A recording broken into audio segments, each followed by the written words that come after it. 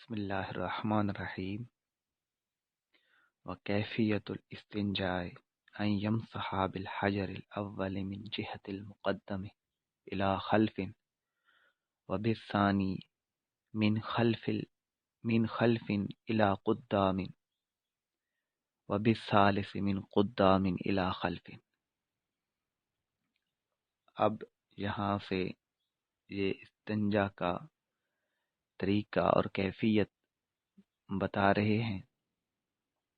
فرمایا وکیفیت الاستنجاء، اور استنجا کی کیفیت یہ ہے، طریقہ یہ ہے پتھروں کے ساتھ استنجا کرنے کا۔ پہلے طریقہ بتا رہے ہیں کہ ان یمسح بالحجر الاول من جهة المقدم الى خلف،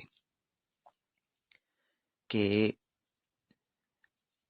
ان یمسح وہ پھیرے، بالحجر الاول پہلے پتھر کو، من جہت المقدم آگے کی سمت سے، الی خلف پیچھے کی طرف۔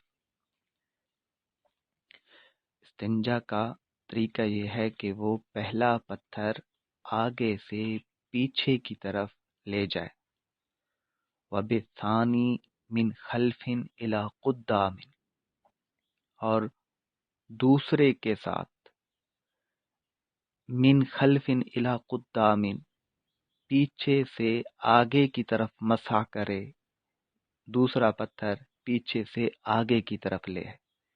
وبالثالث، اور تیسرے پتھر کے ساتھ من قدام الی خلف آگے سے پیچھے کی طرف لے جائے۔ اذا كانت الخصیۃ مدلاتا، جب خصیے لٹکے ہوئے ہوں۔ یعنی یہ جو طریقہ بتایا کہ پہلا آگے سے پیچھے کی طرف، دوسرا پیچھے سے آگے کی طرف، اور تیسرا پھر آگے سے پیچھے کی طرف، یہ اس وقت ہوگا جب خصیے لٹکے ہوئے ہوں، چاہے سردی ہو یا گرمی ہو۔ سردیوں گرمیوں کو نہیں دیکھنا بلکہ خصیوں کو دیکھنا ہے کہ اگر خصیے لٹکے ہوئے ہیں تو پہلا پتھر آگے سے پیچھے کی طرف لے کر جائے۔ وَإِنْ كَانَتْ غَيْرَ مُدَلَّاتٍ، اور اگر خصیے لٹکے ہوئے نہ ہوں، يَبْتَدِئُ مِنْ خَلْفٍ إِلَى قُدَّامٍ، تو مستنجی استنجا کرنے والا پیچھے سے آگے کی طرف ابتدا کرے۔ یہ پتھروں کے ساتھ استنجا کرنے کا تفصیل کے ساتھ انہوں نے طریقہ بتا دیا مرد کے لیے، کہ مرد کی دو حالتیں ہو سکتی ہیں، ایک یہ کہ اس کے خصیے لٹکے ہوئے ہوں گے یا لٹکے ہوئے نہ ہوں گے۔ اگر لٹکے ہوئے ہوں گے تو 3 پتھروں کے ساتھ اس نے استنجا کرنا ہے۔ تو پہلا آگے سے پیچھے کی طرف، دوسرا پیچھے سے آگے کی طرف، اور تیسرا آگے کے پیچھے کی طرف لے کر جانا ہوگا۔ اور اگر خصیے لٹکے ہوئے نہ ہوں تو پھر پہلا پتھر پیچھے سے آگے کی طرف لے کر آئیں گے، دوسرا آگے سے پیچھے کی طرف، اور تیسرا پھر پیچھے سے آگے کی طرف۔ اس لیے کہ اگر خصیے لٹکے ہوئے ہوں اور پہلا پتھر پیچھے سے آگے کی طرف لائیں گے تو پھر پتھر پر جو نجاست لگے گی، پھر یہ خطرہ ہوگا کہ وہ نجاست لٹکے ہوئے خصیوں پر لگ جائے گی، اور اس طرح خصیے بھی نجاست زدہ ہو جائیں گے، نجاست کے ساتھ وہ بھی ملوث ہو جائیں گے، اور ایسا کرنا مناسب نہیں ہے۔ پھر وہاں بھی پتھر وغیرہ پھیرنا پڑے گا یا پانی کے ساتھ پھر استنجا کرنا ہوگا۔ تو اس لیے خصیے لٹکے ہوئے ہوں تو پہلا پتھر آگے سے پیچھے کی طرف لے کر جائیں گے، اور اگر لٹکے ہوئے نہ ہوں تو پھر پیچھے سے آگے کی طرف لے کر آئیں گے۔ وَالْمَرْأَةُ تَبْتَدِئُ مِنْ قُدَّامٍ إِلَى خَلْفٍ خَشْيَةَ تَلْوِيثِ فَرْجِهَا۔ اب پتھروں کے ساتھ عورت کے استنجا کا طریقہ بتا رہے ہیں کہ عورت کس طرح کرے گی۔ عورت کے لیے گرمیوں سردیوں کی حالت میں یا ہر حال میں عورت کے لیے ایک ہی طریقہ ہے، اور وہ یہ کہ والمرأۃ تبتدئ من قدام الی خلف، اور عورت ابتدا کرے گی آگے سے پیچھے کی طرف. عورت آگے سے پیچھے کی طرف پتھر لے کر جائے گی. پہلا پتھر آگے سے پیچھے کی طرف، دوسرا پیچھے سے آگے کی طرف، اور تیسرا پھر آگے سے پیچھے کی طرف یوں کرے گی. خشیۃ تلویث فارجہا، پہلا پتھر پیچھے سے آگے کی طرف نہیں لائے گی. کیوں خشیۃ تلویث فارجہا، عورت کی فرج کے ملوث ہونے کے خوف سے، یعنی کہیں ایسا نہ ہو کہ عورت کی فرج پر نجاست لگ جائے. تو نجاست کے فرج پر لگنے کے خوف کی وجہ سے عورت پہلا پتھر آگے سے پیچھے کی طرف لے کر جائے گی. ثم یغسل یدہ اولا بالماء، جب عورت ہو یا مرد ہو، دونوں میں سے ہر ایک نے جب پتھروں کے ساتھ استنجا کر لیا تو اس کے بعد ثم یغسل یدہ اولا بالماء، پھر وہ دھو لے اپنا ہاتھ پہلے پانی کے ساتھ. یعنی پتھروں کے ساتھ ڈھیلوں کے ساتھ استنجا کرنے کے بعد پانی کے ساتھ ہاتھ دھو لے. یہ مستنجی کے لیے، استنجا کرنے والے کے لیے یہ بہتر ہے. ثم یدلک المحل بالماء بباطن اصبع او اصبعین او ثلاث ان احتاج، اب پتھروں کے ساتھ استنجا وغیرہ کر لیا، پھر ہاتھ وغیرہ دھو لیے، اور اب پھر کہیں اور جگہ چلا گیا تو پھر پانی کے ساتھ جب استنجا کرے گا تو اب پانی کے ساتھ استنجا کا طریقہ بتا رہے ہیں کہ ثم یدلک المحل بالماء، پھر مستنجی ملے گا محل کو پانی کے ساتھ، یعنی نجاست کے محل کو پانی کے ساتھ ملے گا، پانی کے ساتھ استنجا کرے گا. اس کی کیفیت کیا ہوگی؟ بباطن اصبعین او اصبعین او ثلاث، ایک انگلی کے پیٹ کے ساتھ یا دو انگلیوں کے پیٹ کے ساتھ یا تین انگلیوں کے پیٹ کے ساتھ، باطن کے ساتھ. یعنی جب پانی کے ساتھ استنجا کر رہا ہوگا تو وہ ایک یا دو یا تین انگلیوں کے پیٹ کے ساتھ محل کو، نجاست کی جگہ کو رگڑے گا، ملے گا. ان احتاج، اگر اس کو حاجت پڑے، یعنی پہلے تو ایک انگلی کے ساتھ کوشش کرے، نہیں تو دو کے ساتھ، نہیں تو تین کے ساتھ. اور علامہ طحطاوی نے لکھا ہے کہ یہ بھی ایک بزرگوں کا طریقہ تھا کہ پہلے ایک انگلی اٹھا لی جائے، پھر اگر ضرورت ہو تو دوسری اٹھا لی جائے، اور اگر ضرورت ہو تو تیسری اٹھا لی جائے. لیکن کوئی شخص تینوں اکٹھی ہی اٹھا کر پانی ڈالنا شروع کر دیتا ہے تو بھی جائز ہے، یہ طریقہ بھی درست ہے. ان احتاجہ کا مطلب یہ کہ اگر اس کو حاجت پڑتی ہے، ضرورت پڑتی ہے، نجاست زیادہ ہے، تو پھر انگلی ساتھ اٹھاتا رہے. اسی طرح علامہ طحطاوی نے یہ بھی لکھا ہے جس کا مفہوم یہ ہے کہ اگر نجاست بہت زیادہ ہو تو پھر بائیں ہاتھ کی ہتھیلی کو بھی استعمال کر سکتا ہے، چاروں انگلیوں کو بھی استعمال کر سکتا ہے. یعنی ضرورت نجاست کو ہٹانے کے لیے جتنے ہاتھ کی ضرورت پڑتی جائے اتنا ہی ہاتھ استعمال کرتا جائے. اگر ضرورت نہیں ہے تو پھر زیادہ ہاتھ کو نجاست میں ملوث کرنے کی پھر ضرورت نہیں ہے. زیادہ ہاتھ کی زیادہ جگہ کو نجاست لگنے سے بچانا چاہیے، اس لیے کہ پاک جگہ کو، پاک جسم کے حصے کو خام خواہ بلا وجہ نجاست میں نہیں مارنا چاہیے، نجاست اس پر لگنے سے بچانی چاہیے۔ وَيُصْعِدُ الرَّجُلُ إِصْبَعَهُ الْوُسْطَى عَلَى غَيْرِهَا فِي ابتداء الاستنجاء۔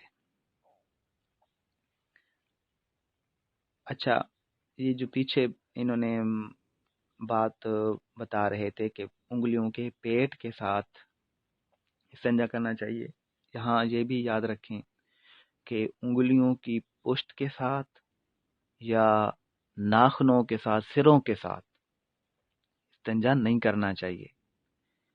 اور یہ بھی دھیان رکھنا چاہیے کہ اگر انگلیوں کے سروں کے ساتھ استنجا کیا جائے تو ناخنوں میں بھی نجاست داخل ہو سکتی ہے، اور یہ بھی بہت نامناسب بات ہے کہ نجاست ناخنوں میں داخل ہو جائے، اس لیے ناخنوں کو بہت بڑا نہیں ہونا چاہیے، کہیں ایسا نہ ہو کہ استنجا کے وقت نجاست ناخنوں میں داخل ہو جائے اور پھر مختلف استعمال میں وہ نجاست سے جراثیم اٹھتے رہیں۔ اسی طرح علامہ طحطاوی نے لکھا ہے کہ یہ جو بات کی جاتی ہے کہ استنجا کے دوران دبر میں تھوڑی سی انگلی داخل کرنی چاہیے، یہ بات درست نہیں ہے۔ دبر کے اندر انگلی داخل کرنے کی کوئی ضرورت نہیں، اور جو استنجا ہے وہ ظاہری دبر پر لگی ہوئی نجاست کو زائل کرنا ہے، استنجا اسی سے حاصل ہو جاتا ہے، اس کی کوئی ضرورت نہیں ہے، اور نہ ہی اس کی کوئی اصل ہے کہ استنجا میں دبر کے اندر انگلی کا سرا وغیرہ داخل کیا جائے، بلکہ یہ صحت کے لیے مضر ہے کہ اس سے بواسیر وغیرہ پیدا ہونے کا بھی اندیشہ ہے۔ وَيُصْعِدُ الرَّجُلُ إِصْبَعَهُ الْوُسْطَى عَلَى غَيْرِهَا فِي ابتداء الاستنجاء۔ اور مرد اٹھائے اپنی درمیانی انگلی علی غیرها دوسری انگلیوں پر فی ابتداء الاستنجاء استنجا کی ابتدا میں۔ اب یہ مرد کے لیے وہی بات کر رہے ہیں کہ مرد استنجا کی ابتدا میں دوسری انگلیوں پر یا دوسری انگلیوں سے پہلے درمیانی انگلی اٹھائے، ثم یصعد بنصرہ، پھر وہ بنصر کو اٹھائے۔ بنصر جو انگلی ہے وہ سب سے چھوٹی انگلی اور درمیانی انگلی کے جو درمیان ہے اس انگلی کو بنصر کہتے ہیں۔ پھر مرد یعنی پہلے درمیانی انگلی اٹھائے، پھر بنصر انگلی کو اٹھائے۔ ولا یقتصر علی اصبع واحدۃ، اور ایک انگلی پر اکتفا نہ کرے، ایک انگلی کے ساتھ استنجا نہ کرے۔ یہاں میں پہلے بتا چکا ہوں کہ مرد کے لیے حکم تو یہ ہے کہ پہلے وہ درمیانی انگلی اٹھائے اور پھر بنصر کو ساتھ اٹھا لے۔ بعض بزرگوں نے، علامہ طحطاوی نے لکھا ہے کہ بعض بزرگوں کا یہ طریقہ بھی تھا، لیکن کوئی اگر 2 یا 3 اکٹھی انگلیاں ہی اٹھا لیتا ہے تو بھی اس میں بھی کوئی حرج نہیں ہے۔ والمرأة تصعد بنصرها وأوسط أصابعها معا۔ اب عورت کے لیے یہ بتا رہے ہیں، مرد تو پہلے صاحب نور الیضاء کے نزدیک یہ کہ پہلے درمیانی انگلی اٹھائے، پھر دوسری انگلی اٹھائے، بنصر انگلی اٹھائے، اور دونوں اکٹھی بھی اٹھا سکتا ہے۔ عورت پہلے بنصر اٹھائے، والمرأة تصعد بنصرها وأوسط أصابعها، عورت اٹھائے گی بنصر، اپنی بنصر کو اور اپنی انگلیوں کی درمیانی انگلی کو معاً ایک ساتھ، یعنی عورت دونوں انگلیاں ایک ساتھ اٹھائے گی۔ دونوں انگلیاں ایک ساتھ اس کیوں اٹھائے گی؟ پہلے ایک انگلی کیوں نہیں اٹھائے گی؟ فرمایا ابتداءً، یعنی ابتدا میں ہی 2 انگلیاں اٹھائے گی، اس لیے خشیت حصول لذت، لذت کے حاصل ہونے کے خوف سے، یعنی کہیں ایسا نہ ہو کہ صرف ایک انگلی کے ساتھ استنجا کرنے سے عورت کو لذت حاصل نہ ہو، لذت حاصل ہونے کے خوف کی وجہ سے عورت 2 انگلیاں اٹھائے گی، 2 انگلیوں کے ساتھ استنجا کرے گی۔ وَيُبَالِغُ فِي التَّنْظِيفِ حَتَّى يَقْطَعَ الرَّائِحَةَ الْكَرِيهَةَ وَفِي إِرْخَاءِ الْمَقْعَدَةِ إِن لَّمْ يَكُنْ صَائِمًا، اور مستنجی استنجا کرنے والا مبالغہ کرے گا فی التنظیف نظافت صفائی حاصل کرنے میں، حتی یقطع الرائحۃ الکریہۃ یہاں تک کہ ختم ہو جائے ناپسندیدہ بو، یعنی بدبو یہاں تک کہ ختم ہو جائے۔ وفی ارخاء المقعدۃ، اور مستنجی مبالغہ کرے گا مقعد کو ڈھیلا کرنے میں، ان لم یکن صائما اگر وہ نہیں ہے روزہ دار۔ یہاں یہ بتایا کہ مستنجی کو 2 باتوں میں، استنجا کرنے والے کو 2 باتوں میں مبالغہ کرنا چاہیے، یعنی خوب تسلی کر لینی چاہیے۔ ایک یہ کہ پانی ڈالتا رہے جب تک کہ بدبو ختم نہیں ہو جاتی، تو بدبو ختم نہ ہونے تک مبالغہ کرتا رہے، جب تک بدبو ختم ہو جائے تب استنجا کو پانی ڈالنے کو روکے۔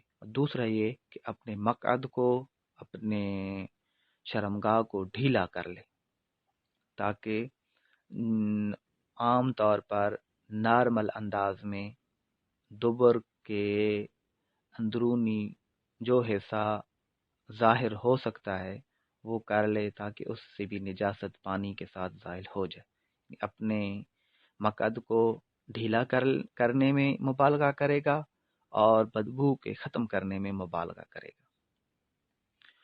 وَإِن لَّمْ يَكُنْ صَائِمًا، اگر وہ روزہ دار نہ ہو تو، یعنی مقعد کو جب وہ ڈھیلا کر رہا ہو تو وہ روزہ دار نہ ہو تو مقعد کو ڈھیلا کرے، روزہ دار ہے تو پھر بہت زیادہ مقعد کو ڈھیلا نہیں کرے گا، اس لیے کہ پھر دبر میں پانی وغیرہ داخل ہو جائے گا، اور پھر جب وہ اٹھے گا تو کچھ نہ کچھ پانی اندر چلا جائے گا، اور ایسا کرنا مناسب نہیں ہوگا۔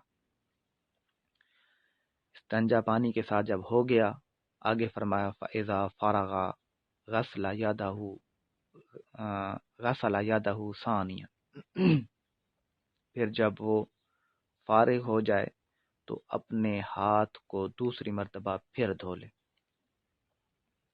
استنجا سے جب فارغ ہو جائے تو اپنے ہاتھ کو پھر دھو لے۔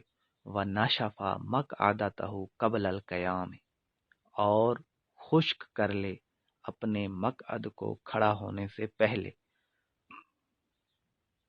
ان کان صائما، اگر وہ روزہ دار ہو تو، یعنی استنجا جب کر لیا، کرنے کے بعد ہاتھ دھو لے اور کھڑا ہونے سے پہلے اپنے مقعد کو خشک کر لے اگر روزہ دار ہے تو۔ یعنی اب خشک کرنے کا ایک طریقہ تو یہ کہ رومال وغیرہ یا کوئی بھی چیز، کپڑا وغیرہ اس کے پاس ہے تو وہ تھوڑا مقعد پر، جسم پر پھیر کر جسم کو خشک کر لے، یا اس کے پاس کوئی ٹیشو پیپر ہے تو ٹیشو پیپر کے ساتھ خشک کر لے۔